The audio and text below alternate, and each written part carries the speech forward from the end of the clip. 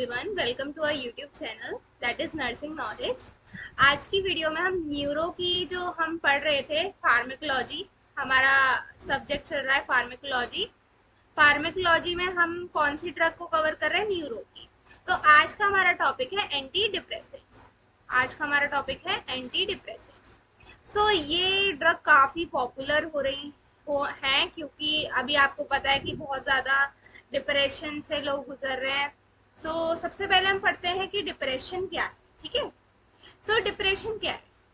Depression एक mood disorder है। Depression is a mood disorder. For example, ये एक पर्सन है। ठीक है। इसका नाम मैंने रखा है मोनू। ये एक पर्सन है मोनू। ठीक है। अब मुझे ये बताना है कि ये जो मोनू है ये हॉस्पिटल आया है। ठीक है। और ये अपने साइन सिम्टम शो कर रहा है, कुछ बता रहे हैं कि हम कैसे सस्पेक्ट करेंगे कि वो डिप्रेशन का मरीज है। ठीक है। तो ये क्या कहेगा कि सर या मैम, मुझे मुझे बहुत ज्यादा सैड फील होता है। फर्स्ट फीचर ये क्या बोलेगा कि मुझे बहुत ज्यादा सैड फील होता है। तो feeling of sadness is a first feature. Okay. दूसरा, जिस चीजों में उसका इंटरेस्ट था, फॉर एग्जाम्पल जो मोनू था वो बहुत ज्यादा, मतलब उसका इंटरेस्ट क्रिकेट में ज्यादा था। ठीक है। पूरे दिन क्रिकेट खेलता रहता था। बट अब इस टाइम पे क्या हो रहा है कि उसे क्रिकेट में कोई इंटरेस्ट नहीं आ रहा, तो वो अपना जो भी इंटरेस्ट था वो लॉस कर चुका है। तो लॉस ऑफ इंटरेस्ट। दूसरा, इसे भूख नहीं लग रही है, एनोरेक्सिया। स्लीप नहीं आ रही, नींद नहीं आ रही है, नींद ना आना, भूख ना आना, दुखी रहना हर समय, इंटरेस्ट ना होना। और साथ ही साथ मोस्ट इम्पॉर्टेंट जो डिप्रेशन के मरीज को अक्सर दिखाई देता है, या मतलब दिखाई इन द सेंस कि जो उसके दिमाग में चलता रहता है, दैट इज सुसाइडल थॉट्स। कि मेरे को अब मेरी जिंदगी खत्म है, मुझे नहीं जीना और मुझे कोई इंटरेस्ट नहीं है अपनी जिंदगी में। तो ऐसे पर्सन को हम बोलते हैं कि वो पर्सन डिप्रेशन में है या डिप्रेस्ड पर्सन है।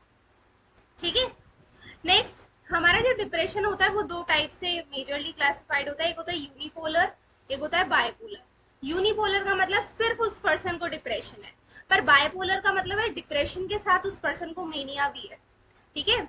यूनिपोलर मतलब एक ही चीज है उसे, that is depression.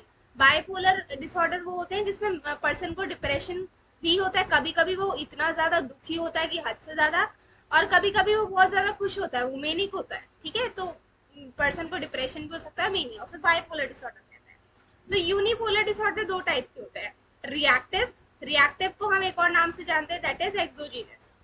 That is exogenous.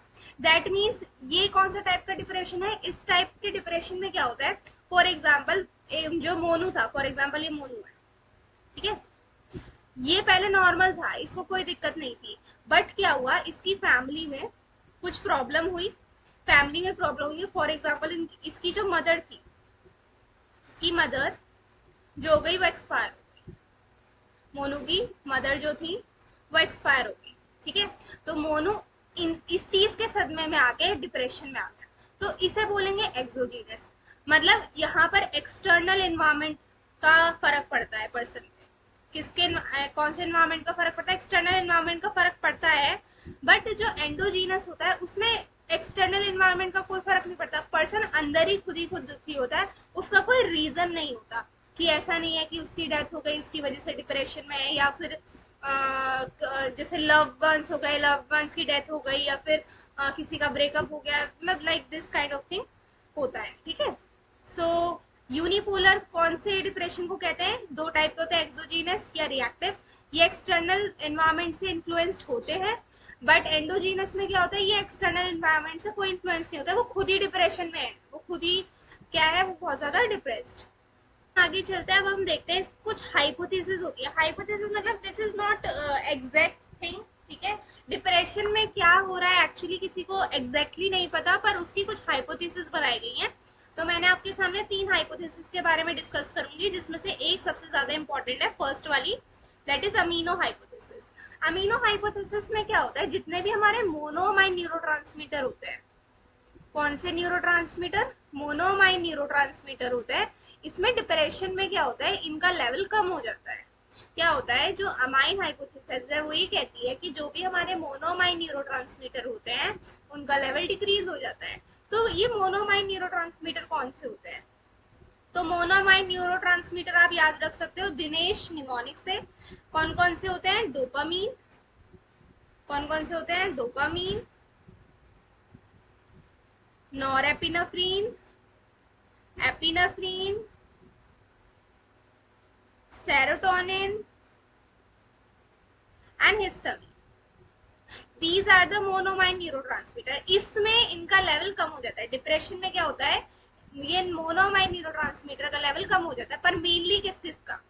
Mainly किस किस का? नॉरएपिनेफ्रिन और सेरोटोनिन। किसकी बात हम करते हैं इसमें? नॉरएपिनेफ्रिन और सेरोटोनिन। इनका लेवल क्या हो जाता है डिप्रेशन में? कम।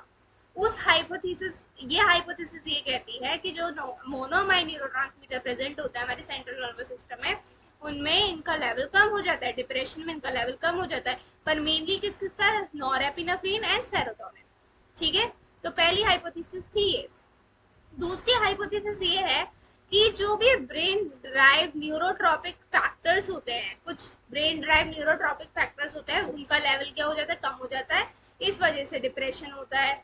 कुछ तीसरी हाइपोथेसिस ये कहती है जो भी हमारा हाइपोथैलेमस पिट्यूटरी एक्सेस है, ठीक है, उसमें कुछ एबनॉर्मलिटी आ जाती है, थायराइड फंक्शन में कोई एबनॉर्मलिटी आ जाती है, सेक्सुअल डिसफंक्शन में एबनॉर्मलिटी आ जाती है, इस वजह से भी डिप्रेशन हो जाता है पर्सन को। तो दीज आर द हाइपोथेसिस। पर हमें किस हाइपोथेसिस पर फोकस करना है? That is monoamine hypothesis. So अब ये एंटी डिप्रेसेंट्स क्या है? एंटी डिप्रेसेंट्स ड्रग्स ऐसी ड्रग्स होती हैं जो किसके ट्रीटमेंट के लिए दी जाती हैं? डिप्रेशन के ट्रीटमेंट के लिए। किसी को एंजाइटी है उसके लिए भी दी जाती है। कुछ कुछ मैच करेंगे एंजाइटी से रिलेटेड भी, ठीक है, जो हम एंटी एंजाइटी ड्रग पढ़ेंगे तो उसमें भी हम कुछ एंटी डिप्रेसेंट्स पढ़ेंगे, पर मेनली जो एंटी डिप्रेसेंट ड्रग्स होते हैं वो डिप्रेशन के ट्रीटमेंट के लिए हम देते हैं।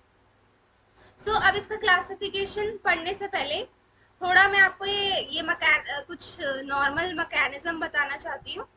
पहले हम ये पढ़ लेते हैं। तो अब देखो, हम डिप्रेशन में दो न्यूरोट्रांसमीटर की बात करेंगे, एक है सेरोटोनिन, एक है नॉरएपिनेफ्रिन। तो ये हमने सेरोटोनिन के लिए बनाया मैंने पहला, और ये मैंने नॉरएपिनेफ्रिन के लिए बनाया। तो अब इसमें क्या हो रहा है थोड़ा देखते हैं, इसमें क्या सीन चल रहा है। देखो, ये जो सेरोटोनिन है, पहले हम सेरोटोनिन की बात करते हैं। सेरोटोनिन क्या होता है? ये प्री साइनेप्टिक न्यूरॉन है, ये प्री साइनेप्टिक न्यूरॉन है, ये पोस्ट साइनेप्टिक न्यूरॉन। ये प्री साइनेप्टिक न्यूरॉन था, वो पोस्ट साइनेप्टिक न्यूरॉन है, ठीक है। क्या होता है, जैसे कैल्शियम का इन्फ्लक्स होता है, आपको पता है डिपोलराइजेशन होता है, कैल्शियम इन्फ्लक्स होता है, सोडियम इन्फ्लक्स होता है। तो ये जो वेसिकल्स होती है, वेसिकल्स के अंदर क्या है? ये मैंने टर्मिनल एंडिंग दिखाई है जिसके अंदर साइनेप्टिक वेसिकल है। ये साइनेप्टिक वेसिकल जो कि क्या होते हैं, जिसमें न्यूरोट्रांसमीटर होता है। इसमें अभी कौन सा न्यूरोट्रांसमीटर है? सेरोटोनिन का न्यूरोट्रांसमीटर। जैसे ही कैल्शियम अंदर आएगा, जैसे ही सोडियम अंदर आएगा, तो क्या होगा? ये जो साइनेप्टिक वेसिकल है ये बर्स्ट हो जाएंगी और इसके अंदर से ये जो सेरोटोनिन है वो बाहर आ जाएगा, ठीक है। सेरोटोनिन जैसे ही बाहर आएगा वो किस पे बाइंड करेगा? अपने रिसेप्टर पे, अपने रिसेप्टर पे बाइंड करेगा। तो यहाँ पर भी डिपोलराइजेशन होगी, सोडियम आएगा, ठीक है। और ऐसी इफेक्ट शो होता है, ऐसी तो होता है इफेक्ट शो। तो ये हमने पहला देखा, सेरोटोनिन क्या हुआ? इफेक्ट शो हो गया, ठीक है। इफेक्ट शो होने के बाद ये जो सेरोटोनिन बच गया, यहाँ पर कुछ रीअपटेक ट्रांसपोर्टर होते हैं, ये जो मैंने दिखाए हैं, that is serotonin reuptake transporter, SRT, serotonin reuptake transporter. जितना सेरोटोनिन बच गया अभी क्या आ जाएगा? अंदर जाएगा। किसके अंदर जाएगा? इसके अंदर, वापस से प्री साइनेप्टिक न्यूरॉन के अंदर जाएगा। यहाँ पर एक एंजाइम बैठा है, यहाँ पर एक एंजाइम बैठा है जिसे बोलते हैं माओ, जिसे बोलते हैं माओ। क्या बोलते हैं इस एंजाइम को? MAO. That is monoamine oxidase, monoamine oxidase. ये क्या करता है? ये जो सेरोटोनिन अंदर आया है, यहाँ पर सेरोटोनिन अंदर आया है, इसे डिग्रेड कर देगा, ये इसका काम होता है। तो ऐसे नॉर्मली चलता है। ऐसे इधर हम बात करते हैं नॉरएपिनेफ्रिन का, यहाँ क्या हुआ? डिपोलराइजेशन हुआ, कैल्शियम अंदर आया, तो ये जो सेरोटोनिन था ये बाहर निकला, ठीक है। नॉरएपिनेफ्रिन अपने ये रिसेप्टर से बाइंड किया, यहाँ पर भी डिपोलराइजेशन हुई और इफेक्ट रिड्यूस हो गया, ठीक है। ऐसे ही होता है। अब क्या है कि ये जितना बच गया, यहाँ पर भी रीअपटेक ट्रांसपोर्टर है, इसे बोलते हैं नॉरएपिनेफ्रिन रीअपटेक ट्रांसपोर्टर, एनआरटी, यहाँ पर प्रेजेंट है। ये रीअपटेक करके यहाँ भी क्या प्रेजेंट है, माओ प्रेजेंट है। माओ क्या करेगा, ये नॉरएपिनेफ्रिन को लेगा और डिग्रेड कर देगा। ये है हमारा नॉर्मल मैकेनिज्म जो काम करता है। समझ लिया, ये हमने समझ लिया कि क्या है जो हमारा सेरोटोनिन है वो कैसे काम कर रहा है, और जो हमारा नॉरएपिनेफ्रिन का कैसे मतलब कैसे रिलीज हो रहा है और कैसे वो डिग्रेड हो रहा है। तो अब हम बात करते हैं हमारी क्लासिफिकेशन। जो क्लासिफिकेशन है वो डिवाइडेड है हमारे कुछ ग्रुप्स में। फर्स्ट है माओ इनहिबिटर, दूसरा है एसएसआरआई, एक है एटिपिकल एंटी डिप्रेसेंट, एसएनआरआई और टीसी। थोड़ा सा मैं इसे एलैबोरेट कर देती हूँ। हमारी जो क्लासिफिकेशन है ऑफ एंटी डिप्रेसेंट वो किस किस में डिवाइडेड है। मेन हमारी चार है, आप चार पढ़ना, ठीक है। चार मतलब मेन मैं पढ़ाऊंगी, फोकस रहेगा इस पे। और एक और होती है पांचवी जो हम बात करें।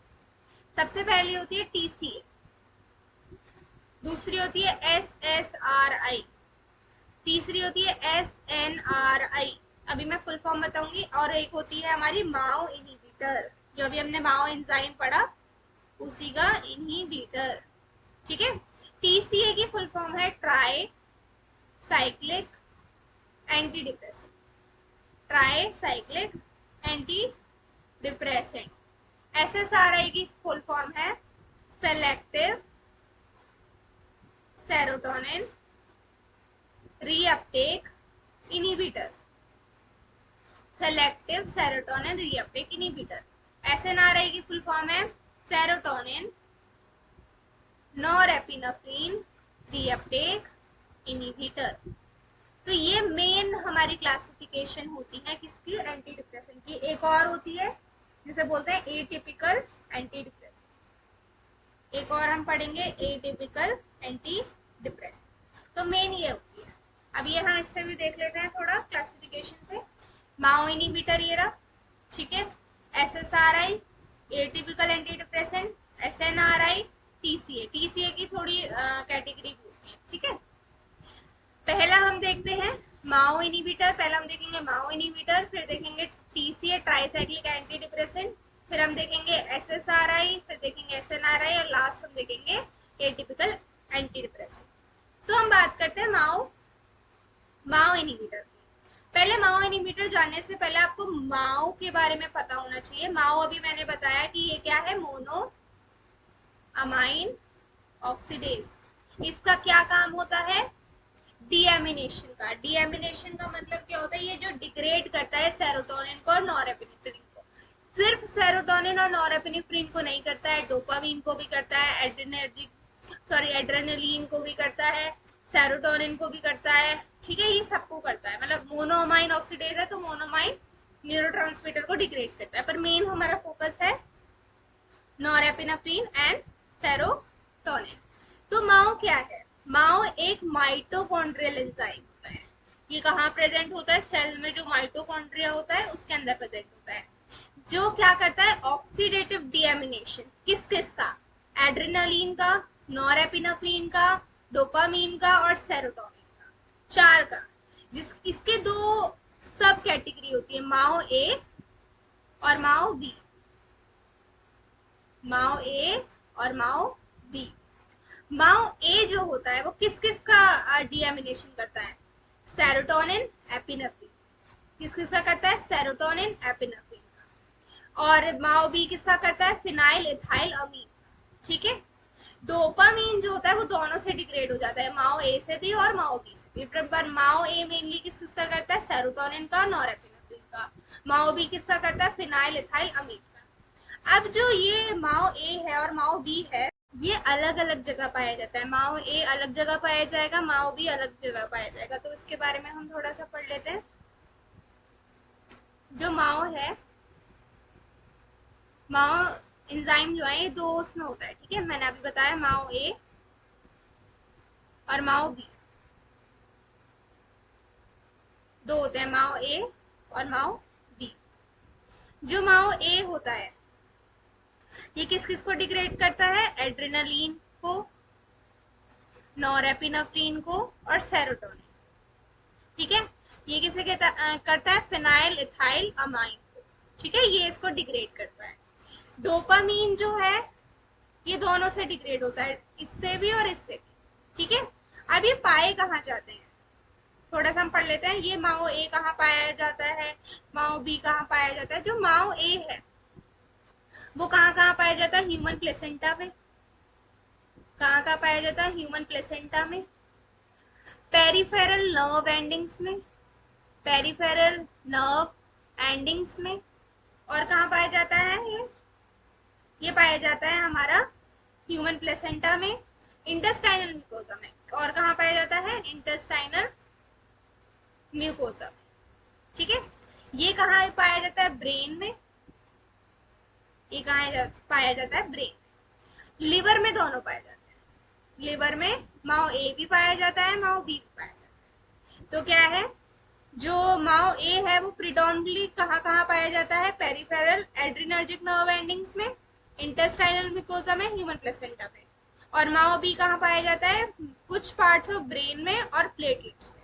लिवर में दोनों माओ पाए जाते हैं, दोनों आइसोएंजाइम पाई जाती है। ठीक है, तो ये हो गया। तो इसका मैकेनिज्म ऑफ एक्शन क्या है, माओ इनिबिटर हम क्यों दे रहे हैं।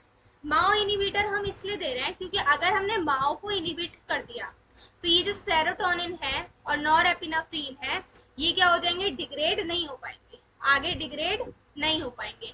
अगर डिग्रेड नहीं हुए तो ये जो साइनेप्स है, ये जो साइनेप्स है इस पे सेरोटोनिन भी बढ़ जाएगा और नॉरएपिनेफ्रिन भी बढ़ जाएगा। तो जितना ज्यादा सेरोटोनिन होगा उतना ज्यादा वो रिसेप्टर से बाइंड करेगा, जितना ज्यादा नॉरएपिनेफ्रिन होगा उतने रिसेप्टर से बाइंड करेगा। तो इस वजह से ये जो ड्रग है ये माओ को तो इनिबिट कर देती है। किसको इनिबिट कर देती है, माओ अपना काम नहीं कर पाता है, जिसकी वजह से जो सेरोटोनिन होता है वो अपना साइनेप्टिक क्लेफ्ट में उसका लेवल इंक्रीज हो जाता है और नॉरएपिनेफ्रिन का भी लेवल इंक्रीज हो जाता है, इसलिए माओ इनिबिटर देते हैं। तो ये क्या माओ एंजाइम को इनिबिट करता है। ठीक है, तो कोई डिग्रेडेशन नहीं होगा मोनोमाइन न्यूरोट्रांसमीटर का और ये इंक्रीज हो जाएगा साइनेप्टिक क्लेफ्ट। तो इसके एग्जांपल्स क्या क्या हो सकते हैं, थोड़ा हम देख लेते हैं। इसका एग्जांपल है मोक्लोबिमाइड। इसका एग्जांपल क्या है, मोक्लोबिमाइड, क्लोर ग्लायरीन और सेलिजीन। मोक्लोबिमाइड आपको याद रखना है इसका एग्जांपल, इसका एग्जांपल आपको मेनली याद रखना है मोक्लोबिमाइड, ये होता है। ठीक है, नेक्स्ट हमारी क्लास होती है that is tricyclic anti depressant. Tricyclic anti depressant क्या करती है, ये जो हमने रीअपटेक ट्रांसपोर्टर पढ़े थे ना दोनों, ये इसको ब्लॉक कर देती है। अब एक बात सोचो कि सेरोटोनिन यहाँ पर पड़ा हुआ है, ये क्या होता था, रीअपटेक होता था। नॉरएपिनेफ्रिन यहाँ पड़ा हुआ है, ये क्या होता था, रीअपटेक होता था। पर ये रीअपटेक अब हो नहीं पाएगा, रीअपटेक नहीं हो पाएगा तो ये यहाँ पर तो इंक्रीज हो जाएगा ना। तो ये इसका टीसीए का क्या होता है, मैकेनिज्म ऑफ एक्शन। तो टीसीए क्या करती है, ये इनहिबिट कर देती है नॉरएपिनेफ्रिन और सेरोटोनिन रीअपटेक ट्रांसपोर्टर को, जिसकी वजह से नॉरएपिनेफ्रिन और सेरोटोनिन का साइनेप्टिक क्लेफ्ट पे अवेलेबिलिटी बढ़ जाती है। ठीक है, तो this is a mechanism of action. दूसरा, इसका सबसे ज्यादा इफेक्ट जो पूछा जाता है, टीसीए का इफेक्ट कौन सा होता है, एंटी एचएएम इफेक्ट होता है। एंटी एचएएम इफेक्ट क्या होता है, ये जो इफेक्ट है इसमें एच का मतलब होता है हिस्टामिन, हिस्टामिनिक ब्लॉकर, ए का मतलब होता है एड्रेनर्जिक, एम का मतलब होता है मस्कार्निक। दैट मीन्स ये अल्फा 1 को ब्लॉक करेगा, H1 को ब्लॉक करेगा और M3 को ब्लॉक करेगा। ठीक है, जो ये रिसेप्टर होते हैं अल्फा 1, H1 और M3, इन तीनों को क्या कर देता है, टीसीए ब्लॉक कर देता है। क्या करता है, ये अपना काम नहीं करने देता। अब क्या क्या इफेक्ट शो होंगे इससे, अगर सपोज करो अल्फा 1 ब्लॉक हो गया तो अल्फा 1 क्या कराता था, वेजो कॉन्स्ट्रिक्शन। क्या कराता था, वेजो कॉन्स्ट्रिक्शन। अगर वेजो कॉन्स्ट्रिक्शन होती है तो बीपी क्या होता है, बढ़ जाता है, बीपी बढ़ जाता है। पर अल्फा 1 ही ब्लॉक हो गया तो इसका साइड इफेक्ट क्या आएगा, हाइपोटेंशन, वेजो डायलेशन होगा, जिसकी वजह से पोस्टरल हाइपोटेंशन दिखाई देगा। और क्या होता है, एच, ये तो इसका इफेक्ट आ गया H1 का इफेक्ट। अल्फा 1 का, अगर H1 को ब्लॉक कर दोगे तो H1 क्या कराता है, CNS पे काम करता है। अगर H1 ब्लॉक हो गया तो क्या इफेक्ट आएगा, सिडेशन। क्या इफेक्ट आएगा, सिडेशन। M3 क्या करता है, ये ग्लैंड्स पे काम करता है, ग्लैंड्स की सिक्रीशन को इंक्रीज करता है। तो ये सलाइवरी ग्लैंड की सिक्रीशन को इंक्रीज करता था। ठीक है, बट अब ये ब्लॉक हो गया तो जो भी सलाइवा होगा वो कम हो जाएगा, तो पर्सन को क्या साइड इफेक्ट दिखाई देगा? Dry mouth. ड्राई माउथ तो क्या क्या दिखाई देगा? Postural hypotension, postural hypotension, sedation, dry mouth. ठीक है, this is are the side effects. और ये आपको याद रखना है कि टीसीए में एंटी एचएएम इफेक्ट होता है। अभी हम एसएनआरआई पढ़ेंगे, उसका भी सेम मैकेनिज्म ऑफ एक्शन होता है, मैकेनिज्म ऑफ एक्शन होता है, बट वो ट्राइसाइक्लिक एंटी डिप्रेसेंट से इसलिए डिस्टिंग्विश की जाती है क्योंकि इसमें ये सब इफेक्ट शो होते हैं पर उसमें वो इफेक्ट शो नहीं होते हैं। ठीक है, तो इसके और क्या क्या साइड इफेक्ट है वो आप टीसीए से, निमोनिक से याद कर सकते हो। टी से टेकिकार्डिया, थ्रोम्बोसाइटोपिनिया, ट्रिमर्स। सी मतलब कन्वर्जन, कोमा, कार्डिक मैनिफेस्टेशंस। भूख बढ़ जाती है, एपेटाइट बढ़ जाएगी जिसकी वजह से ओबेसिटी एज अ रिजल्ट दिखाई देगा। स्वेटिंग हो जाएगी, सेडेशन हो जाएगा, तो ये सब हम दिखाई देगा। नाउ अब हम आगे चलते हैं। ठीक है, नेक्स्ट क्लासिफिकेशन पढ़ेंगे। इसके एग्जांपल आप याद रखना टीसीए के, क्लोमीपायरामाइन, इमीपायरामाइन और amitriptyline, these are the examples of TCA. आपको टीसीए में एंटी एचएएम इफेक्ट जरूर पता होना चाहिए। ठीक है, क्योंकि ये ही टीसीए को एसएनआरआई से डिस्टिंग्विश करती है क्योंकि दोनों का मैकेनिज्म ऑफ एक्शन सेम है। ठीक है, अब हम बात करते हैं एसएनआरआई की। एसएनआरआई का मैंने बता ही दिया कि इसका मैकेनिज्म ऑफ एक्शन टीसीए से सेम है। ये जो रीअपटेक हो पा रहा था सेरोटोनिन और नॉरएपिनेफ्रिन का, ये क्या हो जाएगा? ब्लॉक हो जाएगा। ये जो वापस जा रहे थे सेरोटोनिन और नॉरएपिनेफ्रिन, ये वापस नहीं जा पाएंगे, तो ये यहाँ पर उनकी कॉन्सेंट्रेशन बढ़ जाएगी और वो ज्यादा से ज्यादा अपने रिसेप्टर पे बाइंड करेंगे। ठीक है, यही किसका मैकेनिज्म ऑफ एक्शन था? टीसीए का। बट एसएनआरआई उससे कैसे डिस्टिंग्विश है? क्योंकि उसमें एंटी एचएएम इफेक्ट शो हो रहा था, इसमें एंटी एचएएम इफेक्ट शो नहीं होता है। ठीक है, ये बात आप याद रखिए। इसके क्या क्या एग्जांपल है? Venlafaxine, desvenlafaxine, duloxetine, these are the example of SNRI. इसके आप साइड इफेक्ट एक निमोनिक अंश से याद रख सकते हो, जैसे उसका टीसीए से याद रख सकते हो, ऐसे इसका अंश से याद रख सकते हो। ए मतलब anxiety, nausea, sexual dysfunctioning, sweating और hypotension, these are the side effect जो आप एक निमोनिक अंश से आप याद कर सकते हो। नेक्स्ट आते हैं हमारे एसएसआरआई। एसएसआरआई का फुल फॉर्म है selective serotonin reuptake inhibitor, transporter inhibitor. जो एसएनआरआई थे, ये जो हमने एसएनआरआई पढ़े थे, ये सेरोटोनिन और नॉरएपिनेफ्रिन दोनों के जो रीअपटेक ट्रांसपोर्टर है उसे ब्लॉक कर रहे थे। बट जो एसएसआरआई वो सेलेक्टिवली सेरोटोनिन के रीअपटेक ट्रांसपोर्टर को इनिबिट करता है, मतलब नॉरएपिनेफ्रिन के रीअपटेक ट्रांसपोर्ट को इनिबिट नहीं करता है, सिर्फ किसको करता है? सेरोटोनिन के रीअपटेक ट्रांसपोर्टर को इनिबिट करता है। इसके क्या क्या एग्जांपल है? पैरोजिटाइन, फ्यूलोजिटाइन। इसका साइड इफेक्ट आप लिख सकते हो सेक्सुअल डिस्फंक्शन। इसका भी जो क्या है साइड इफेक्ट है वो सेक्सुअल डिस्फंक्शन। ठीक है, नेक्स्ट आते हैं हमारे, ये लास्ट कैटेगरी है एटिपिकल एंटी डिप्रेसेंट। इसमें एज कोई मतलब ज्यादा वो नहीं है, मैकेनिज्म ऑफ एक्शन मेन यही है कि जो सेरोटोनिन रीअपटेक ट्रांसपोर्टर है इसे इनिबिट कर देते हैं और नॉरएपिनेफ्रिन रीअपटेक ट्रांसपोर्टर है उसे इनिबिट कर देते हैं। इसके एग्जांपल आप याद रख सकते हो, ब्रूप्रोपियम, मेट्राजिपाइन एंड ट्राइजेथोन। ठीक है, मेन था हमारा टीसीए और माओ। ठीक है, ये आपको मेनली ध्यान रखना है। तो थोड़ा सा हम पढ़ लेते हैं ये क्लासिफिकेशन। माओ इनिबिटर में कौन कौन से? मोक्लोपिरामाइड, क्लोरिजीन एंड सेलिजीन करके है। ठीक है, ट्राइसाइक्लिक एंटी डिप्रेसेंट में आती है इमीप्रामाइन, एमिट्रिप्टिलिन, ट्रिमीप्रामाइन, डॉक्सीपिन, क्लोमीपायरामाइन, ये सब आती है। ठीक है, ये सब आ गया। इसका आप कैटेगरी आगे ना आप नहीं भी पढ़ो तो कोई बात नहीं, बट टीसीए का एंटी एचएएम इफेक्ट पता होना चाहिए और टीसीए का मैकेनिज्म ऑफ एक्शन आपको पता होना चाहिए।